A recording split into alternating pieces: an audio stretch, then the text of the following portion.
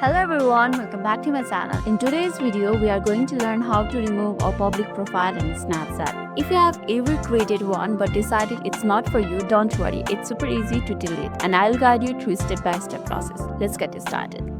First of all, open your Snapchat app, make sure that you have already logged in. Once you are in camera screen, tap on Bitmoji or profile icon on your top left corner. Then on your screen you can see public profile, tap on it. Here you can see a gear icon or setting icon on your top right corner, tap on it. Scroll down until you see clear public profile. Now tap on clear public profile. Snapchat will warn you that everything you have added to your public profile will be deleted, such as your bio, profile photo, public stories, and stories saved to your profile. And the snaps you had submitted to the Spotlight or the Snap Map will remain and won't show your name unless you use public profile again. If you are okay with that, tap on clear.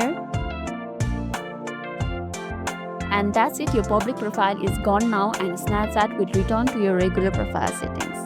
If this video made your day a little bit easier, don't forget to like and subscribe for more amazing tips. Thanks for watching and I'll catch you next video.